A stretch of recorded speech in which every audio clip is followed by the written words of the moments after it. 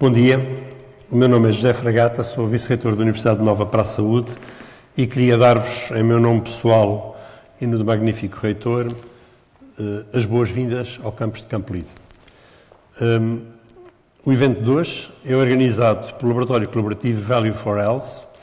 Os laboratórios colaborativos são iniciativas da FCT, Fundação de Ciência e Tecnologia, para promover o emprego científico qualificado numa virtuosas parcerias entre a academia e a indústria, com vista ao desempenho de missões específicas no mercado, sobretudo que criem valor para a sociedade, neste caso, a abordagem da saúde pela visão do valor. Este call é realizado pela professora Ana Londoral, que eu queria cumprimentar, até pela sua liderança, é particularmente ativo e reúne uma enorme capacidade científica, ainda jovem, mas muito estimulante, que aqui também cumprimento em especial, felicitando pelo trabalho que hoje, ao longo do dia, vai ser mostrado. O tema em si é muito atual, num momento pós-hiper-pandémico, em que a todos se mostra a necessidade de uma reforma do sistema de saúde, talvez pela abordagem de valor em saúde, que assegurando as componentes de resultado, que são a qualidade, a satisfação e a alocação correta de recursos e, por outro lado, em denominador, os custos para os atingirmos. Penso que isto hoje ficará muito evidente ao longo da jornada de hoje e o COLEP tem vindo a desempenhar aqui um papel crescente de muita intervenção. Queria finalmente cumprimentar todos e desejar aos que aqui estamos na reitoria, que somos um punhado de 10 ou 12, e aos muitos que sei estão virtualmente e que também saúdo agora daqui, uma profícua reunião ao longo do dia de hoje, e passava agora à professora Ana Londoral para ter a oportunidade, já em inglês, de introduzir o programa. Muito obrigado.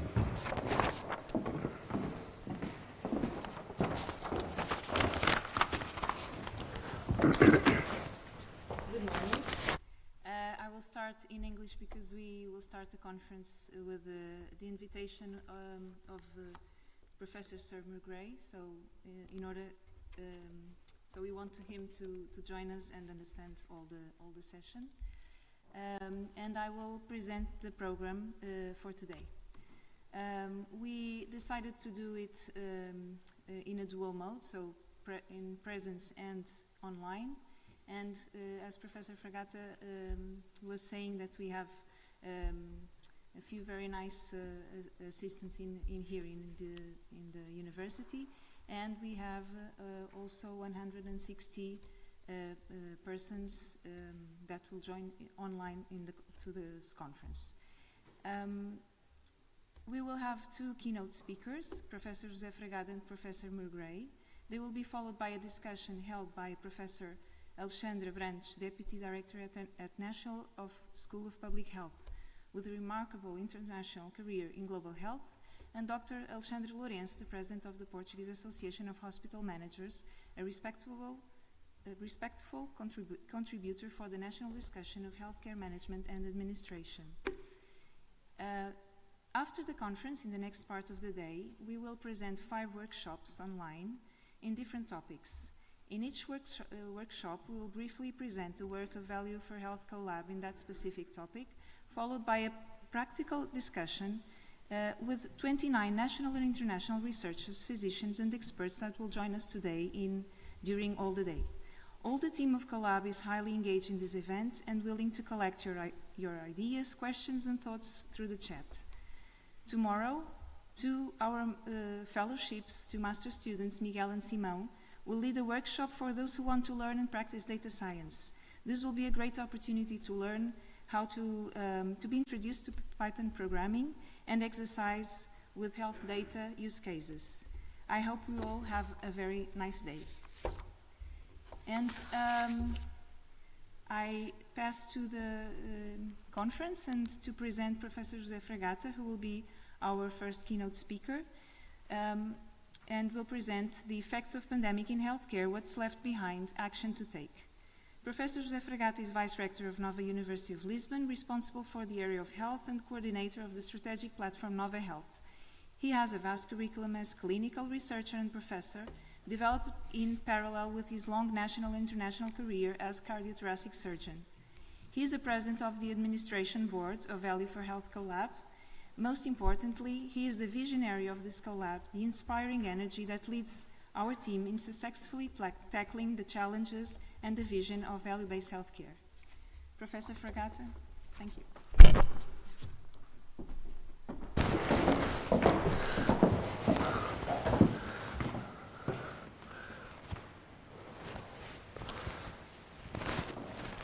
Põe os óculos.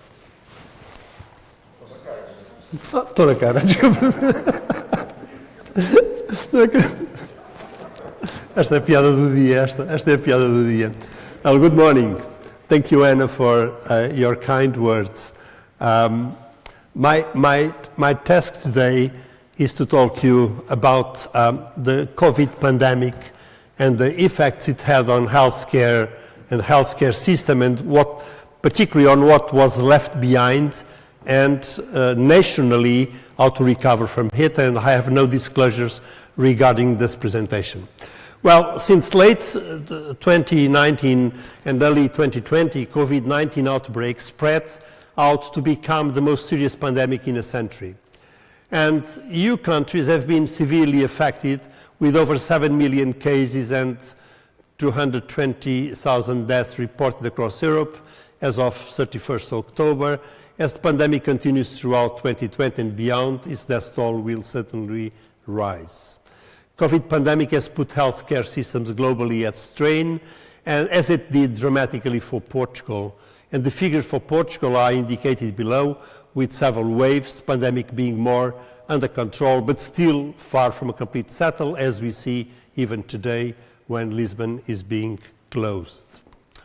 Now, very briefly, the death toll globally surrounds 3 million, 140 million confirmed cases. The situation in Portugal 4 days ago is depicted there, with 25,000 active cases, 820 recovered, 17 or 18,000 deaths. So it's been really heavy, we can. Não está a passar.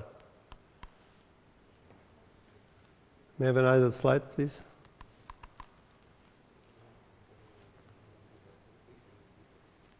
Okay. So what were the direct consequences from the pandemic? Well, COVID-related death toll, reaching particularly the elderly and more vulnerable people. Impact on health system capacity. We experienced severe ICU and ward beds shortage, staff shortage, medical supplies, even there was international assistance. Economical and social impacts, it's known that GDP fell by more than 11% all over Europe, and we will see what's going to happen among us. But however, there were positive responses from science and industry and healthcare systems. Telemedicine is one of the gains, and even the format of this conference is something we have inherited from the pandemics. There's an increased overall mortality, what we call excess mortality, which is mortality above the baseline predicted over the last 5 or 10 years. And this is due to COVID and non-COVID cases. And there is an impact on healthcare system and its response, what we may call those people left behind due to late diagnosis, loss of therapeutic windows, namely for oncology, increased disease severity by waiting lists, and the non-COVID deaths. Well, mortality trends in Europe, we know that there has been excess mortality everywhere in Europe. It's not a particular case from Portugal, and we see that very clearly depicted in these maps from Europea, Euromomo, and the European data altogether. And here in Portugal, we have Alexandre Abrantes and a group from our public school in the university published very actively several papers, and we see that indeed the deaths in the 2020 in blue crossed by 11 of March the downward trends of deaths that represents excess mortality, as we see there.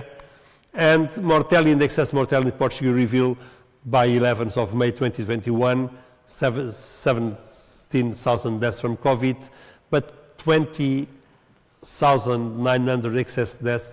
That is an excess death rate of 203 per 100,000 inhabitants. So clearly people are dying more.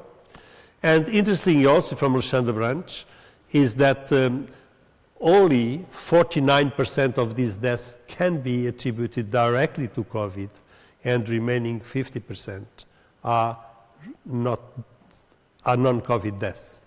Now, I know that's why would these people die? Well, they died from COVID, certainly, by respiratory failure, by cardiovascular collapse, but there were other causes in association with COVID, which is hard to classify, but I'll leave that to the public health people. Some people with chronic diseases, and we have a strong prevalence of chronic disease, missing regular follow-up because they were simply afraid to show up in services. Chronic disease is decompensated. I direct a huge public cardiovascular unit in the city, and basically we know that we're getting patients in much more severe conditions than before. For instance, my thoracic surgeon is telling me now you're getting pleural empyema, which is a complication of pneumonia we were not seeing before. Lack of diagnosis, namely by cancer, losing cure opportunities, and this is an ongoing problem. This is the tip of the iceberg. We don't know yet how much it will affect people. Lack of functional recovery of strokes with difficult access to physiotherapy, mental disease, anxiety, depression. In Europe, European numbers established around 30%, 1/3 of population more depressed after the pandemic, which does not surprise you. So reality is faster than its own statistics, it is known. And areas more affected by COVID and more impacting on the healthcare system are basically cardiovascular with risk aggravation waiting lists. When COVID started, my waiting list for open heart surgery was 155 patients, and now it's 385. That tells you something. We know that 11% of these patients will be dying on the waiting list. And cancer, less diagnosis, later diagnosis, transplants. We have not reduced our lung transplant program by miracle, but overall transplants fell 21%, as they did for the economic crisis, which is interesting.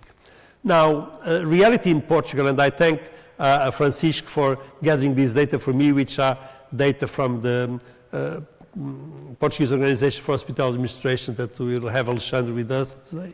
So comparing 2019 and 20, we will see that there was a decrease in primary care outpatient clinics in 38%, medical diagnosis around 25% less, specifically mammographies less 21%, but in hospital clinics fell physically by 16%, remote clinics increased by 50%, namely by telemedicine, surgeries less 20%. I mean, when you extrapolate this for a country, it's a huge load. And emergency care fell by 31%. This does not mean that people did not have the need for emergency care, simply they did not show up.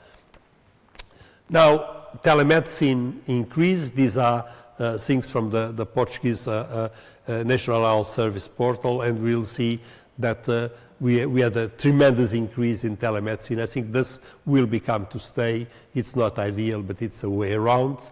And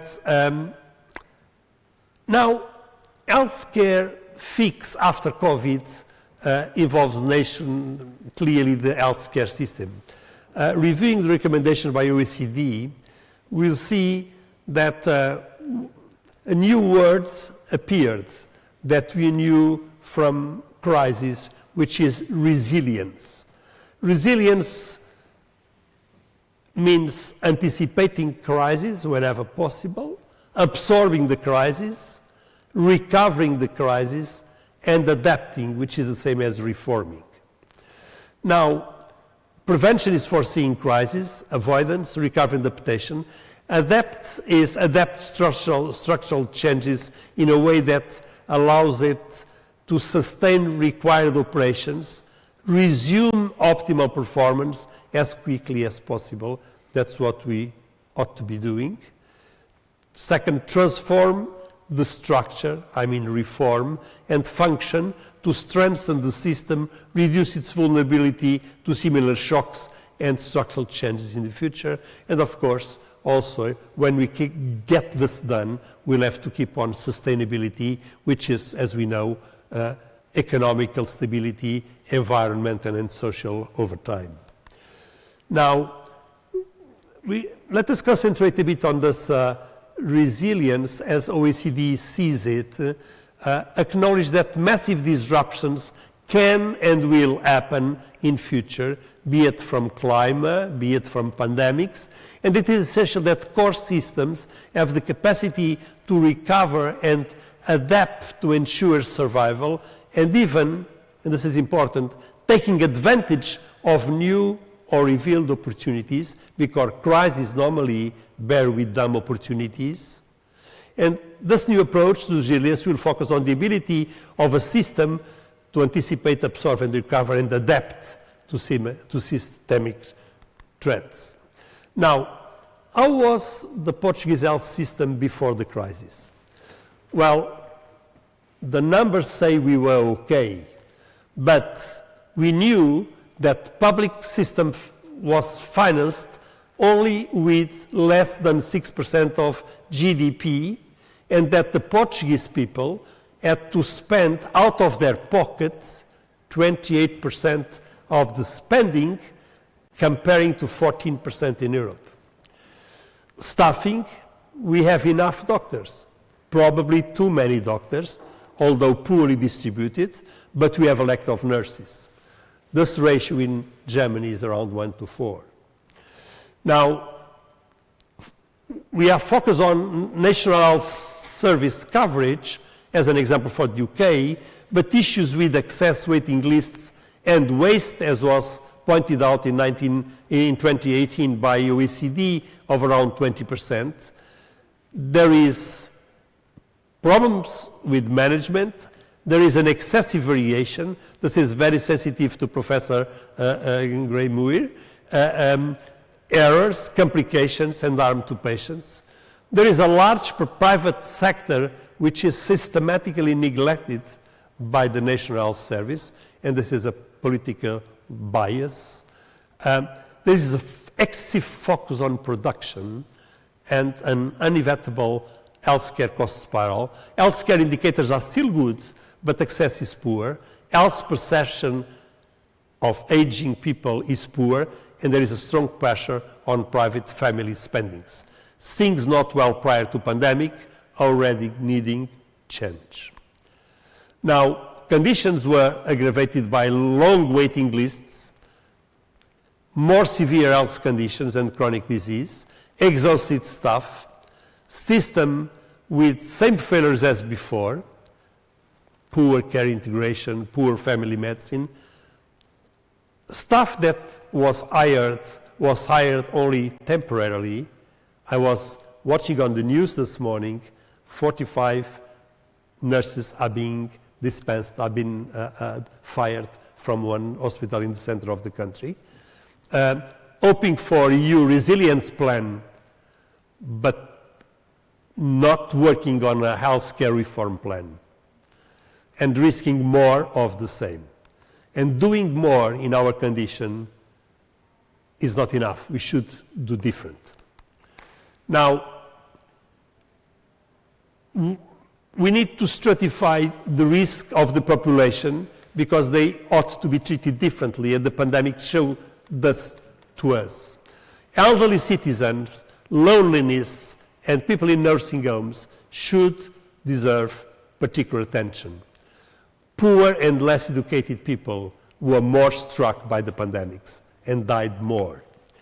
Chronic disease holders, people with COVID sequelae. We recently transplanted our first lung patient, a normal citizen with lungs destroyed by COVID, and more will follow, and this is only one small aspect, of course. Waiting lists, we shouldn't have an active task force to recovery the patients left behind. And this is an effort that should comprise public, private, military, and social services, because they are in place.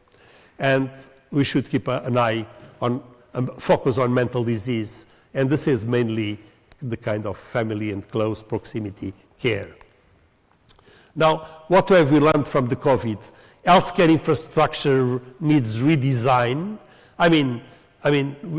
Government should be worried where CAT scans, magnetic resonance PET scans, transplant centers are located, of course. This is an allocation issue. But then healthcare integration, integrating public, private, and social, job separation for staff, but patient in the center with free service choosing, focus on primary care and family medicine as gatekeepers, self-home care together with social system, remote mobile technology monitoring, patient literacy, telemedicine, fusing digital and human. We can discuss this following. Central price and supply purchasing. Healthcare facility flexibility that we learned from pandemics, because you never know when you have to convert your own units in ICU beds. Healthcare links with science, university, and industry that proved effective should be more and more strengthened. Now, we have a pilot study in my department with the core lab that will be shown this afternoon, as with many others, and we are discharging patients home on the fifth to sixth post-op day, when they normally stay for 9 days, with monitoring equipment, and every morning they connect with the hospital in the morning and the afternoon. They talk through Vodafone connection with a nurse. They show the scar. They measure vital. It's like being in intensive care but at home. And of course, we have cost analysis underway. In fact, it has been done, but I did not include it. This is only a small example how things can advance even in settings very sophisticated like cardiothoracic surgery. Now, system needs to adapt, and it's not a program for government, because I will never be in that situation. But it's tempting to suggest that increased financing. We are now spending 2,020 euros per capita per person with healthcare, while Germany spends just below 5,000. Allocate financing to value-adding healthcare programs, reduce private out-of-pocket contributions, improve management, separating financing from the delivery and performance control. Everything is in the same department. Improve management, measure long-term outcomes and patient-reported outcomes, and the total costs. This is basically the concept of value to achieve those. Improve data use and registries, and not only giving electronic health records to patients that circulate around, but use that data mining to extrapolate healthcare patterns.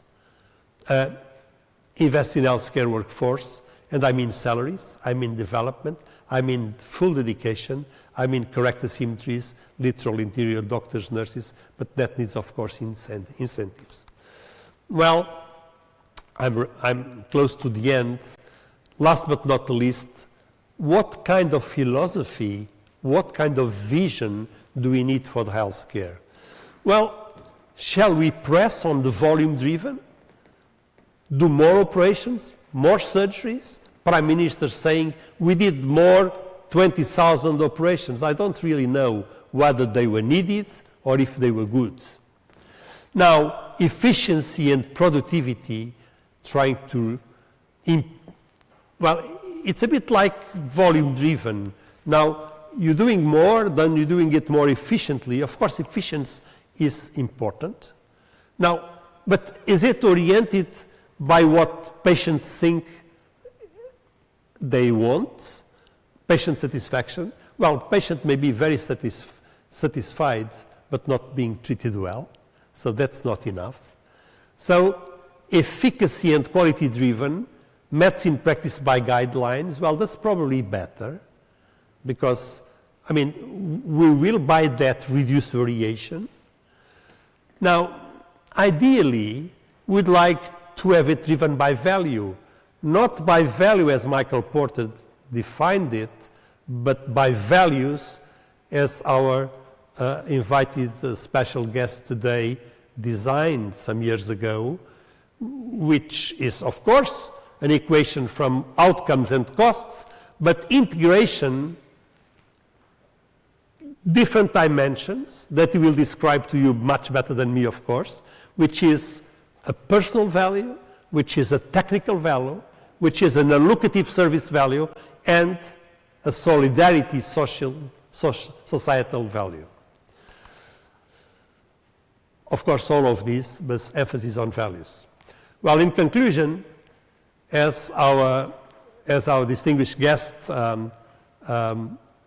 wrote some time ago about change, both the bureaucracy and the market have a part to play, but what is needed are complex adaptive systems, because healthcare is too complex to be managed through the market, or even, as we have now, the bureaucracy alone. We have the market on the private side, and we have the bureaucracy on the public.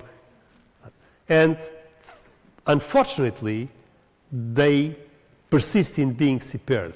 Well, I would like to thank your attention, and of course there will be a period of discussions afterwards. Thank you very much.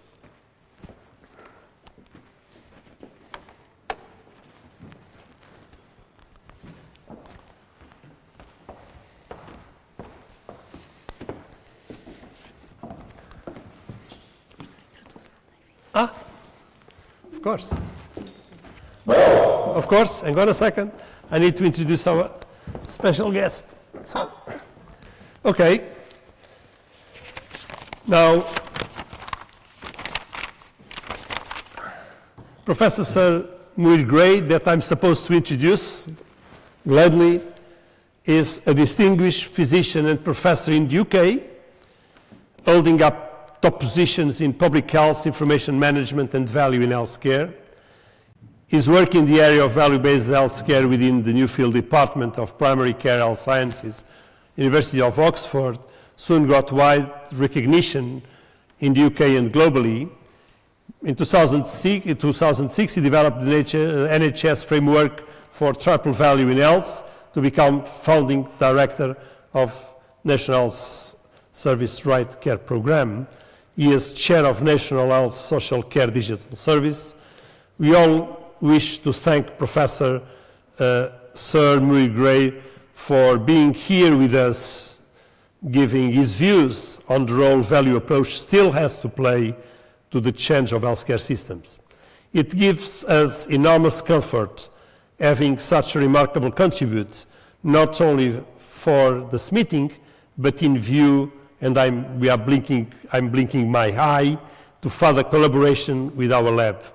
We hope that the future will bring us time when we will be able to welcome you physically in our beautiful city of Lisbon and country of Portugal, and this is a promise from us. Professor Muir, we are eager to listen from you now. Thank you very much. Thank you. Well, thank you very much.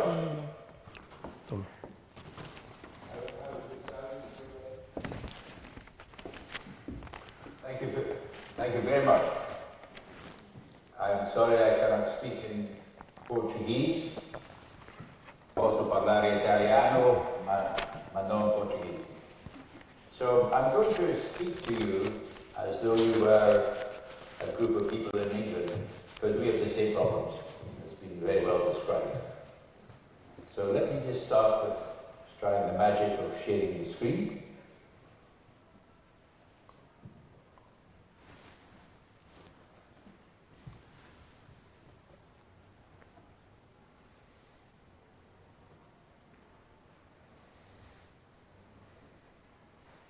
Can you see that?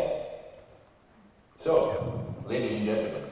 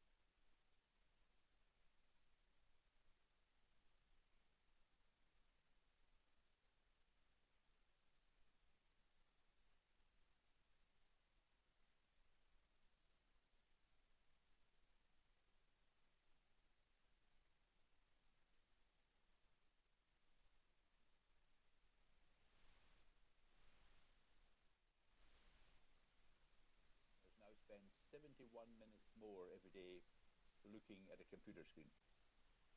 What is the added value of this? We do not know. What is the added cost? It is considerable in terms of money and time. And remember, resources means money, time, and carbon. And we have a Centre for Sustainable Healthcare in Oxford that is looking at the carbon footprint of healthcare. Only 20% is heating, lighting, and air conditioning. 20% is staff and patient travel. And 60% is the carbon embedded in drugs and equipment in the manufacture and research. And we find clinicians much more motivated by talking about carbon than talking about financial savings. And we'd be very happy to work with you on sustainable. Is that overuse? And is the other end of the spectrum underuse? We do not know. The surgeons at both ends are working hard, and as the previous speaker said, they are trying to work more efficiently every year. So we found that the people up here were very proud they had achieved a 6% increase in efficiency, but they never thought that they were doing 4 times as many operations as the people down here. So overuse or underuse. And then we have this is something that we in the health service can address. Inequality is an objective measure of difference in disease. Inequity, and I think the word translates very well into Portuguese, inequity is to do with fairness and justice and solidarity. And here's a diagram of spend and outcome. It's treatment targets in England. And we did say to someone very senior, did he think this was real data or a random number generator? And he did not know, but it is real data. So the new paradigm comes, and it's 50 years this year since Archie Cochrane published Effectiveness and Efficiency. And we set up the Cochrane collaboration about 30 years ago. Then along came the paradigm of evidence-based medicine. Then, following the big reports in the year 2000, the quality and safety paradigm. And more recently, we've all been focused on efficiency. But this is the new paradigm, value-based healthcare. And we talk about triple value, and the Oxford Centre for Triple Value. But there are, as the European Union said, you can divide population value into social value and allocative value. Then once the money has been allocated, there is utilization value. So how well are the resources used by the people in the health service? And then there's personalized value. So social value, allocative value, technical value, and personalized value. And then I may venture to learn with the word valor, I know is the same, but the word waste. Waste is anything that does not add value, or waste is something which would get more value if given to another group of people. So let me just say a little bit about the value. And here is the European Union report with the 4 aspects of value. And I'm now going to show you what I think is the most important picture in medicine. We were inspired by Jack Venberg, who published the Atlases of Variation, and I know you have an Atlas of Variation in Portugal. But we were also inspired by Abrantes and Donabedian. And this is not yet, but I want you to get your phones out now, and I'll tell you when to photograph the screen. I'm going to show you the most important picture in healthcare. So as you put more money in, as the previous speaker said very clearly, the benefit increases, but then it flattens off. We call it the law of diminishing returns.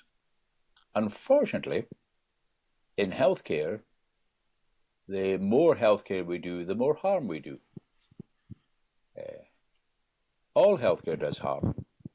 Some does good as well, but the harm goes up in direct proportion to the investment. And what Averroes Donabedian did was to subtract harm from benefit.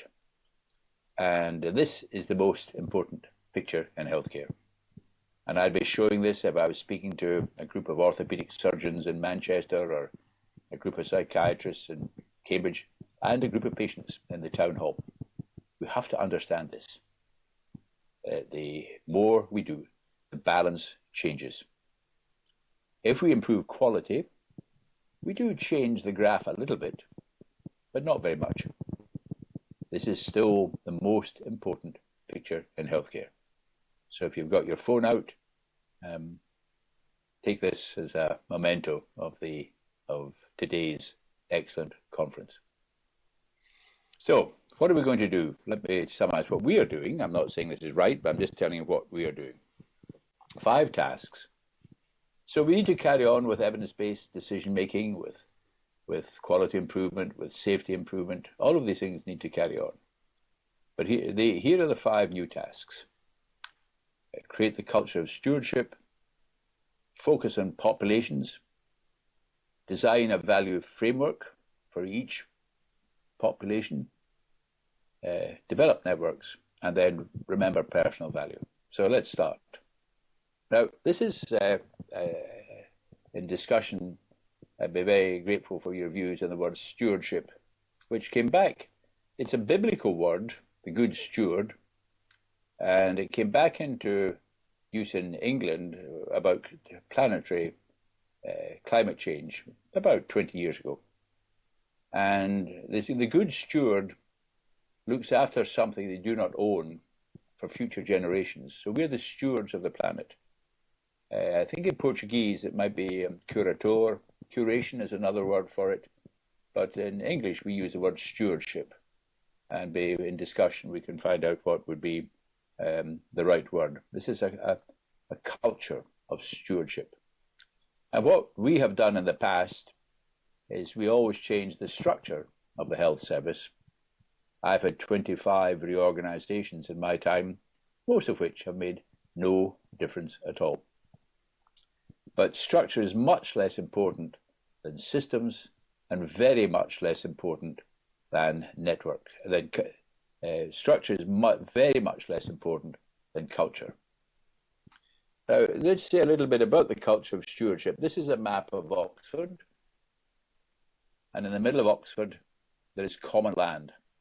And a biologist in 1833, working near Oxford, wrote this very clearly. And I'll just let you read this. So, every shepherd thinks they're doing the right thing, but they put one more sheep on, and then they put another sheep on. And if they keep doing this, you get what is called the tragedy of the commons. The tragedy of the commons. And this was described most clearly in the Nobel Prize for Economics in 2009, which was jointly shared by Oliver Williamson and Elinor Ostrom. And Oliver Williamson's contribution said that if the market is wonderful, why do we need bureaucracies? But then, he said, if bureaucracies are wonderful, why do we not have, if bureaucracies are better than markets, why don't we just have one big market, one big organization? And of course, the point he was making is that complex challenges like healthcare, neither bureaucracy nor the market is the answer. The other Nobel Prize winner was the wonderful Elinor Ostrom. And she studied the same approach as William Foster Lloyd. She looked at fishing and water and grazing land. And she said, and this is a quote, if those using the resources are allowed to manage those common pooled resources themselves, then sustainability is possible. They become stewards of the resource. Now, the key issue here is how we get the clinicians to feel they're stewards of the resource.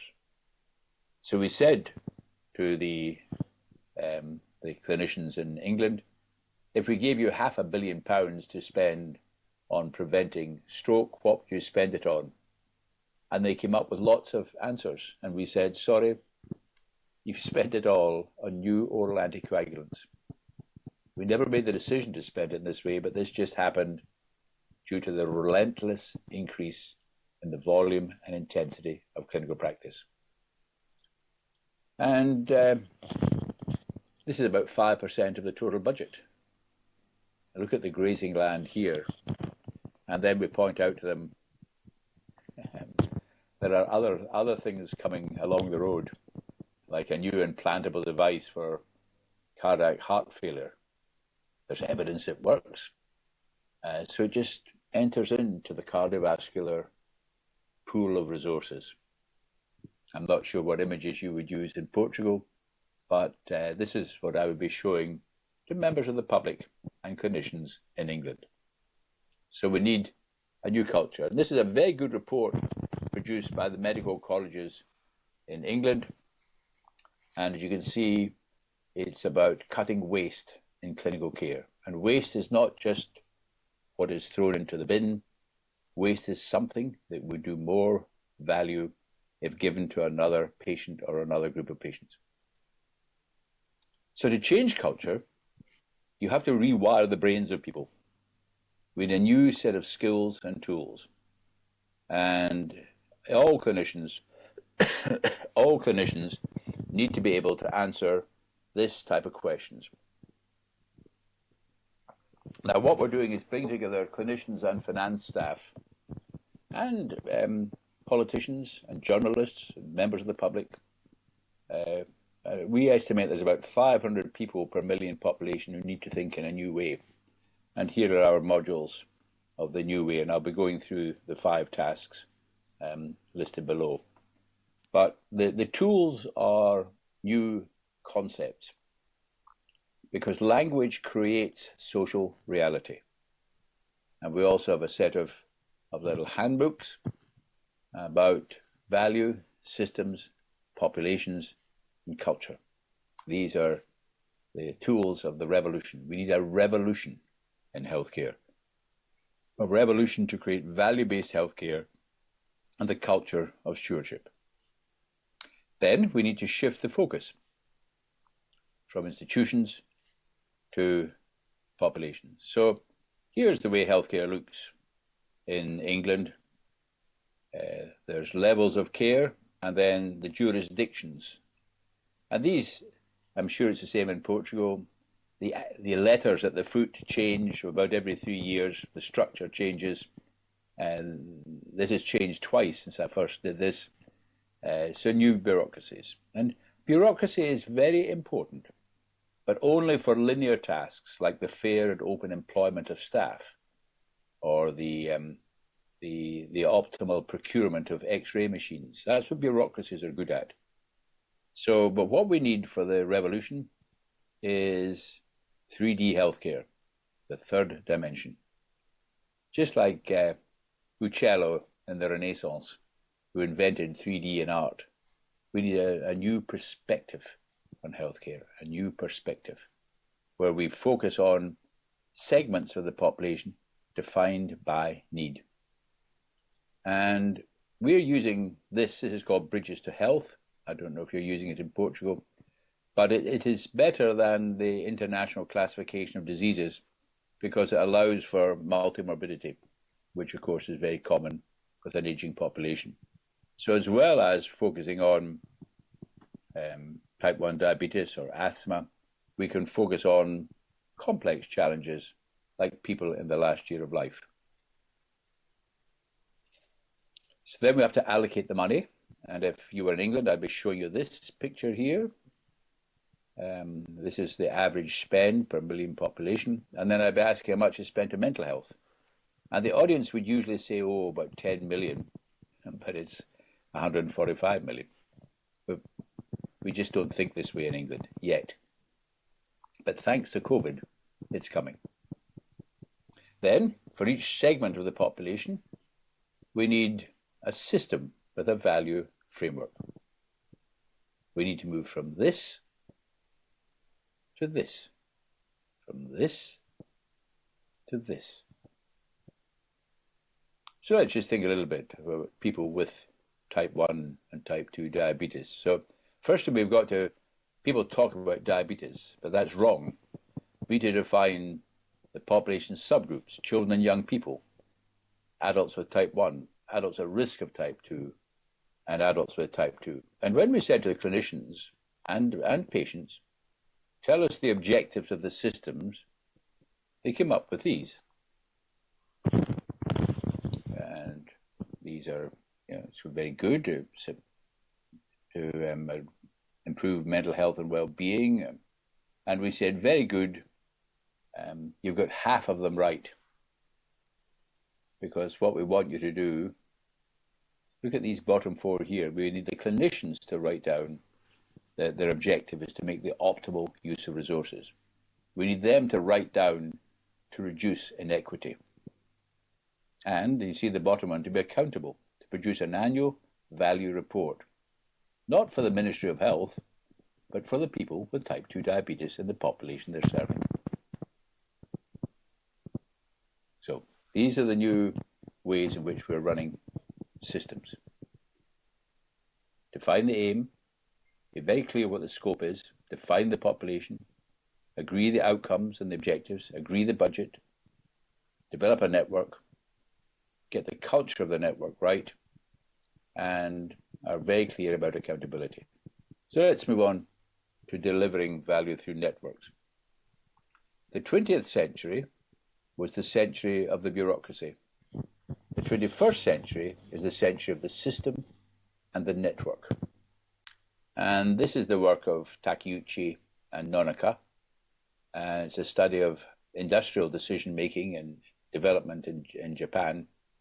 And they say that, yes, bureaucracies are very important, but what is needed in tackling complex problems is to develop a network. So you have the bureaucracy, and the network floats beside the bureaucracy. It respects the rules of the bureaucracy, but it's a different type of organizations. So the network delivers the system's objectives. So you would have one system for people with rheumatoid arthritis in Portugal. The same system specification could be used in England or Tuscany or anywhere, but probably we will all want to do it ourselves. So you'd have one system for people with rheumatoid arthritis or people in the last year of life. But then you have a number of networks. And the networks might be the same as the number of regions or jurisdictions, but they might be quite different. And locally, you make a decision about how the network will develop, and it can be quite different. The military say that you set the strategic objectives once, and then you let the operational commanders take into account local history and geography. So the network might look completely different in Lisbon and Porto.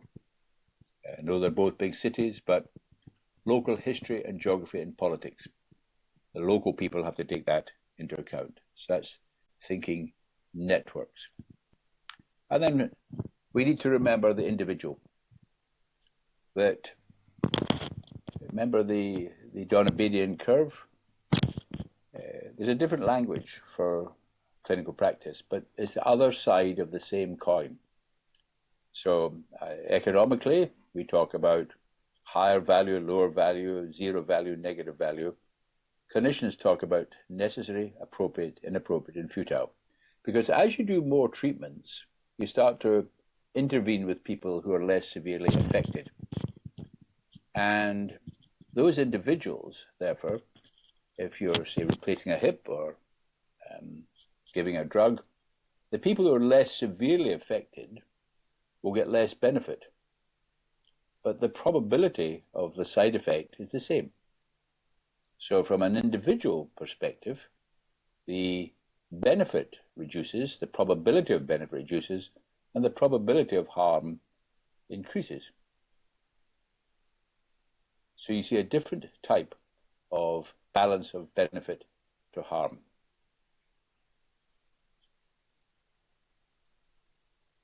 So we need to personalize decision-making and really understand what is bothering this individual person, how does that relate to the evidence, and how does the evidence apply to this individual. And the original definition of evidence-based medicine that we wrote in the BMJ in 1996 was that it had to take into account the preferences of the individual as well as the evidence, the preferences of the individual. So, to summarize, these are the key tasks, and these are what we cover in our learning program.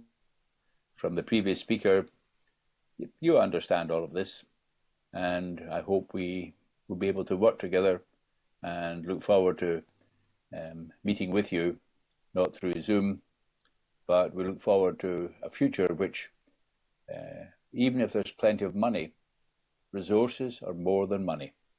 Resources include staff time, the time of patients, which we often underestimate, finite resources like personal protective equipment, and carbon. So we need to think about the future from the point of view of resources. And we need to create a population-based approach with systems, a single system specification for people with back pain, or people with headache, or people with epilepsy, or people with multimorbidity, delivered by networks. And the networks take into account personal value as well as population value.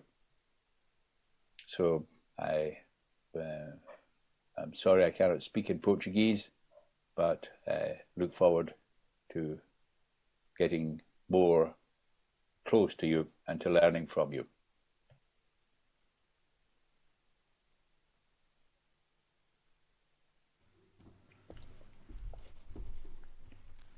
Thank you, Professor Sir Muir Gray. Very interesting discussion. Also, Professor José Fragata, who introduced the first keynote speech. We will now ask to Professor Alexandre Abrantes to join us in discussing this topic. Everybody, can you hear me? Yes, good. Well, good morning, Professor Muir Gray, Professor Fragata, Alexandre, my joint xará, as they say in Brazil, because we share the same name. It's difficult to comment on such eloquent speakers who have preceded me. I'll just browse 2 or 3 topics from each of their presentations. For Professor Fragata, I have here a couple of comments. I was thinking about what he challenged us with, which is the capacity of the NHS, and not only the NHS, also the private system, to adapt to COVID-19. And I think the hospital system was exemplary in the ways in which it was able to transform its flows, its organization, its structure, and even its culture, as Professor Muir has explained. I mean, if you went to a hospital in Lisbon in January or February 2021, you would not recognize that place as the same 1 year before. So hospitals were actually capable of transforming themselves to respond to the new challenge. On the other hand, another big change and unrecognizable picture is the public health core.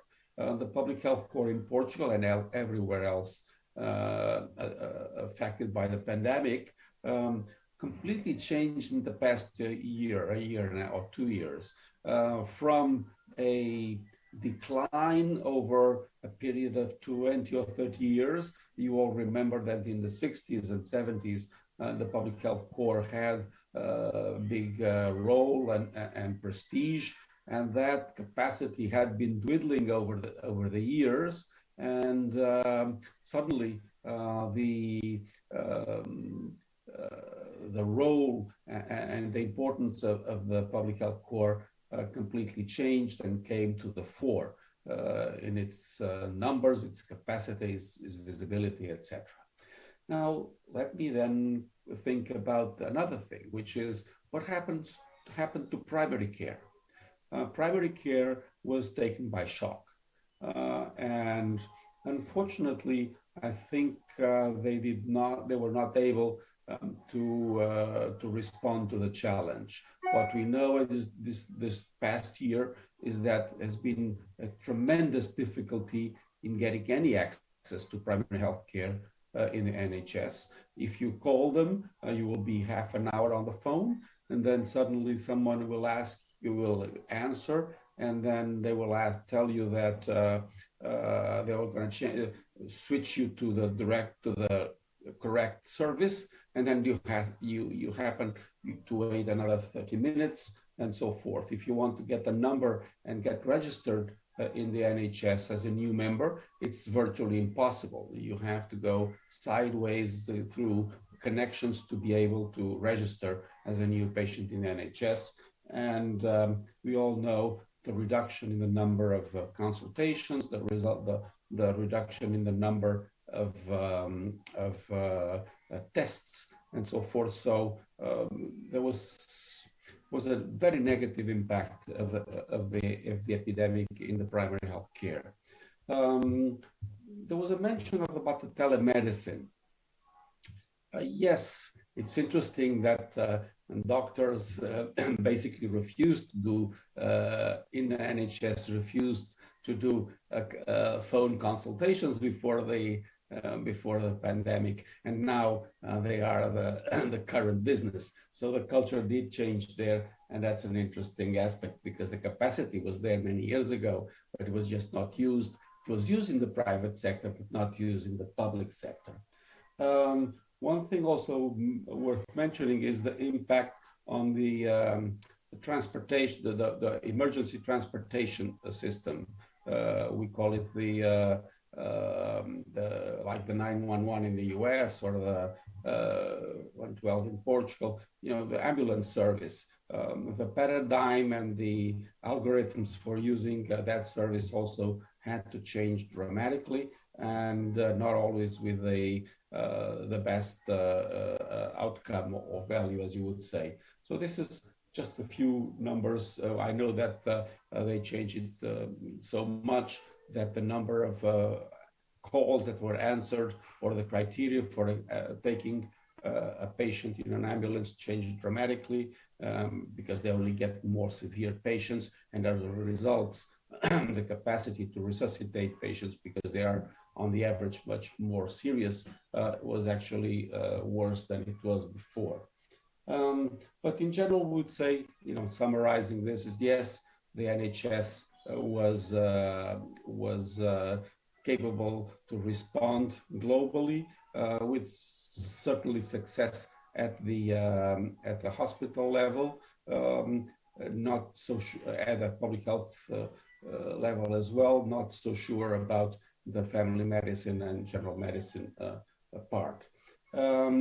What is important is that I don't think that the hospitals will again be what they were before the pandemic. I think they learned a lot, and they will be able to be much more versatile and build the capacity to have much faster response than they had before. Now moving maybe into the issues of brought up by Professor Gray, which I found fascinating. Actually, I have organized a book club for public health trainees, in which we start with a book called The Common Good by Etzioni, then The Tragedy of the Commons, and finally The Logic of Collective Action. And these three books are the essence of public health, and we teach them together to explain why the profession, that these are the social values behind the profession and why we are in business. I thought about how has COVID influenced these ideas of stewardship, population subgroups, value, equity, and so forth.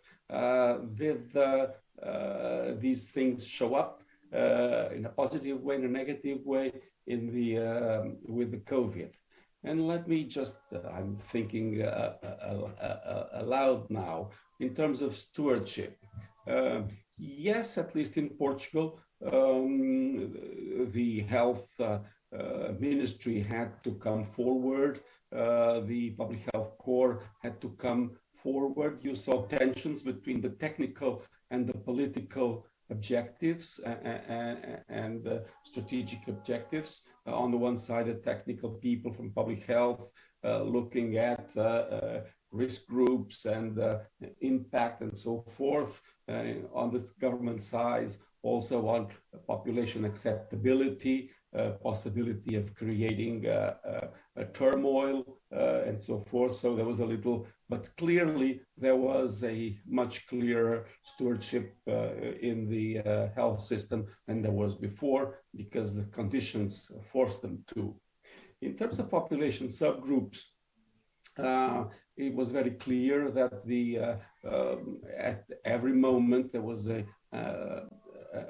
thinking among those involved of identifying the subgroups which were more vulnerable, first the elderly, then the elderly inside the home care, in the long-term care institutions, and then going down with different age groups, adding subgroups which had particular diseases that made them more vulnerable to COVID and so forth. So this thought of public health thought of using subgroups as opposed to blank measures for the entire population came to the fore and has been used quite systematically. I will finish a little later on this, because at this moment I think we have to focus on a different subgroup which is not being taken care of, and I think wrongly. Again, because the public health physicians see the new group which is vulnerable, which is priority, which will be the youth, while the government sees that they cannot disappoint those aged 40 because they are an important source of votes, and although in COVID terms they are not the ones who are priority, they are being privileged at the moment against the younger people. On the terms of a value for framework, I think we have seen a lot of discussion about what is valuable, not valuable, and I think the profession and the politicians have been able to put away all these claims that chloroquine and ivermectin and all these other miraculous cures with marginal value to be used, and they've been able to focus on the vaccines, and they've been quite thorough in terms of measuring not only the value but also the risks of the different vaccines and so forth. I think there again there has been some scrutiny which has not been applied to many other innovations in healthcare, and that's interesting. And finally, in terms of equity, I think that's also a big gain. I think I have not seen that. I have seen that all the policies concerning, at least in Portugal, and I suppose in the UK as well, the entire COVID campaign has been very, very equitable, and I haven't seen any privileges being provided. Quite on the contrary, if you thought that you wanted to have a faster vaccination, you would probably have liberalized vaccines and have made them accessible in the market. That would probably brought up higher vaccination rates, but that would have a huge cost in terms of equity. And I think that's why both the Portuguese government and the British did not go that way, as opposite to the US, for instance. And I would probably stop here and leave the rest for more during the discussions. Thank you.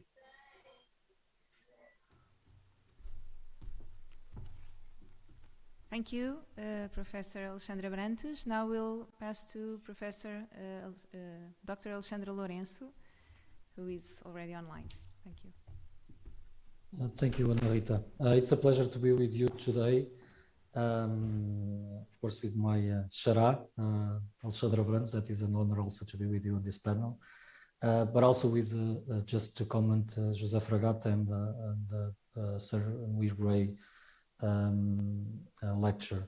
I must say that I'm part of the fan club of Sir Muir, so it's quite an honor to, and actually quite demanding for me to be commenting in such a great lecture and knowledge that you convey to all of us. Let me start just to talk a little bit about the Professor Fragata keynotes. In my opinion, the COVID pandemic, of course, changed, and we weren't ready for it, and it changed the way that we see, even healthcare, or at least the perception of healthcare from other points of view. And I'm one of the persons that believe that our response wasn't so good as we should have done it. First of all, because of course we are resilient, we actually became flexible in a system that is quite crystallized. But at some point, most of the last 16 months was something like pulling the cover or the blankets towards and relocating resources towards COVID, and actually forgot most of our services. And I really believe that we increase inequality in the system. So the persons we hire means, of course, they got better access to care than the other more vulnerable citizens. And at some point we can analyze this. And actually from the first wave, we understood this. And what is more stunning for me is that actually we didn't learn so much from what we lived during the first wave. So actually the second or the third wave are mostly something or result from what we didn't learn from the first wave. And actually, even though we say that we have the healthcare professionals are heroes, actually just some of the countries really talk or walk the talk. Just we say that they are heroes, but actually we didn't change anything. So we didn't, even in Portugal, we didn't promote any changes on our careers. We didn't increase salaries. We didn't change the working conditions. And what we know is that actually most of the frontline healthcare workers are tired, most of them, they are frustrated. And I think that we are going to pay this in the next few months, and we're getting signs of it. So mostly, I really believe that until the end of this year, we are going to see some or even strikes on the healthcare sector that are a symptom of this complexity, and actually not working with the healthcare workers to improve their working conditions. The other point is that actually during all this period, we didn't take care at all of mental health disorders or mental health issues. We realized that is a problem. Even in hospitals, in my hospital, we created a helpline for healthcare workers regarding mental health disorders, but it's quite limited. And at some point, we didn't realize that most of the population, even on the school system and other sectors, we didn't deal with mental health issues, mostly because we weren't prepared and we are not there yet. But from this pandemic, it comes higher health needs. As Professor Fragata was mentioning, the cancellation of elective activity we could say that would lead to yet uncertain consequences, but we are seeing this consequence at this point. Actually, the non-COVID mortality is increasing, and what we see at hospital levels is that actually we are getting more delayed diagnoses on cancer, on cardiovascular disorders. So at some point we are going to in the next few months and years, we are going to see a deterioration of the health indicators. Also, we need to understand that from this sanitary crisis, we are going to see an increase of unemployment and poverty. And in that sense, this will have also consequences in health needs. We had, before COVID, we had a system, and even let me give you the examples from Portugal, that actually we knew that someone that didn't end the mandatory schooling system had a four-fold more risk of diabetes than someone that ended the mandatory school system. So the inequalities in the system are there, and I believe that we didn't deal with them, and they probably are going to increase. On the other end, we have higher operational costs in the healthcare sector with PPEs, regular testing, cleaning routines, and we have a reduced productivity in the system. So we need to deal with this. What is the positive side of this? Is that actually the COVID pandemic is like, I don't know if you like Formula One, some of you, or racing, but at some point, COVID-19 pandemic can be something like a pace car, a safety car that enters the race, and actually it allows everyone to go a little bit slower and to understand what is happening in the system, and actually to have the opportunity or to use this window of opportunity to enhance the change that we needed and that is for a long time wanted. And just coming from this to Sir Muir keynote. We talk about patient-centered care from, I don't know, for 20, 25 years, probably you would know this much better than I do. And actually, we resist to develop some sort of patient-centered care. I even not talking about people-centered care. I'm talking about patient-centered care. That someone that waits for us, someone that is there just waiting from our side to provide this amazing services that we do, or this amazing care that we do. So we are resisting to implement it. And actually, Sir Muir's keynote give us at least a share of hope at the end of all this. And I just hope that this pandemic can help us on understanding this. Let me just make a citation from, I believe that is from Peter Drucker, that say that there is nothing quite so useless as doing with great efficiency something that we should not be done at all. And actually in healthcare, and from the Sir Muir keynotes, most, or at least is the first part of his keynote, we can resume it to this. Most of what we are doing on the system, we shouldn't be doing it. We can increase efficiency of it. I even talk from the hospital side that actually we are quite interested in improving new or implementing new techniques from Six Sigma to Lean, now to design thinking. So we introduced this new marketing concepts of something that has been always there. But at some point, we are doing what we shouldn't be doing at all. So my hope is at some point we can really understand that the way that we are organized is insufficient and is increasing the gap of what are the population needs and what we can provide. This idea about 3D healthcare and giving a new perspective is quite interesting. Also, let me just comment on the bureaucracy side and the inutility of, at some point, of your bureaucracy on the healthcare system. We introduced bureaucracy in healthcare, and let me just going a little bit back. At my opinion, we live this paradox in the healthcare that we moved from increased differentiation, that would be the second revolution mentioned by Sir Muir.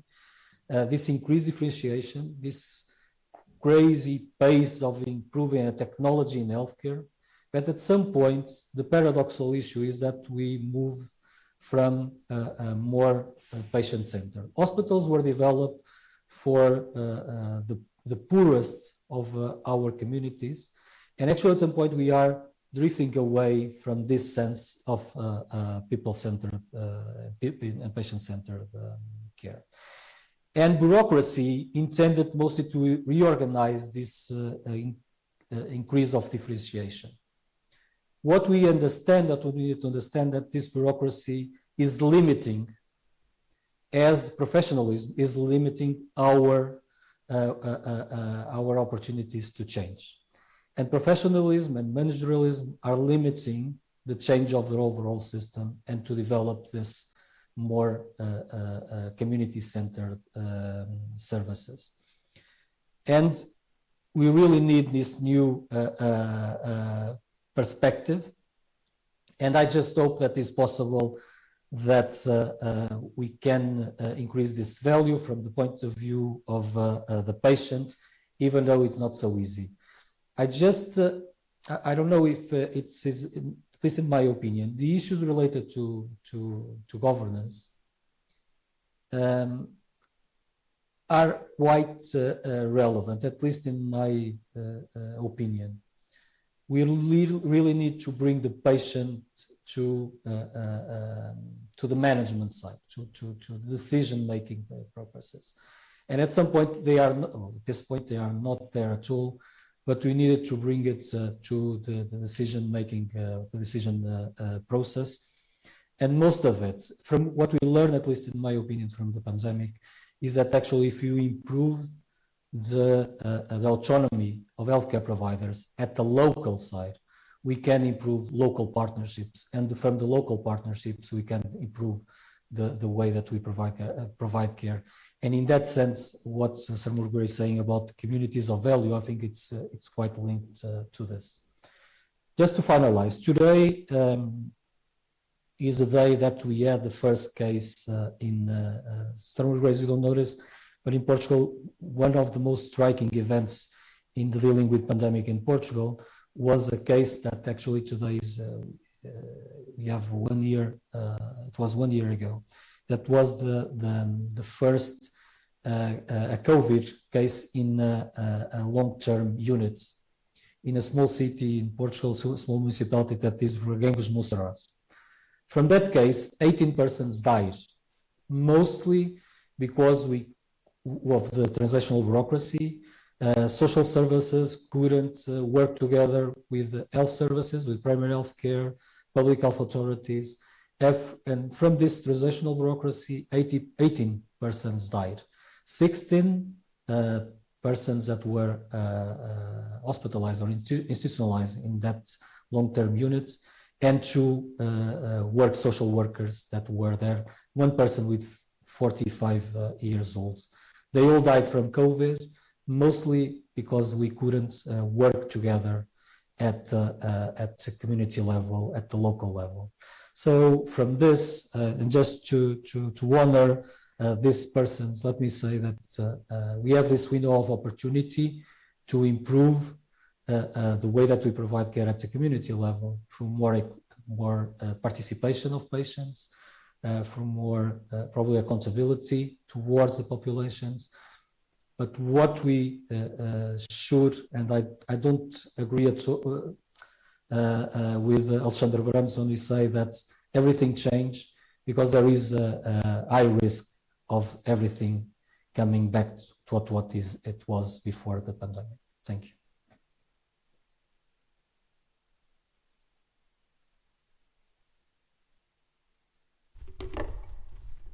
Thank you, Dr. Alexandre Lourenço. Well, thank you all the speakers. It was a really, really interesting conference, and I hope we are all inspired to move on with our work in improving health for every Portuguese. We're not used to this in Portugal. We're finishing earlier, so it's nice. We'll do a break now to move to the online workshops. I thank you all, and also a special thank you for the attendees that are in the room. It feels good to have people in presence and to dream that we will come back to this present mode. Thank you, and I hope you keep with us.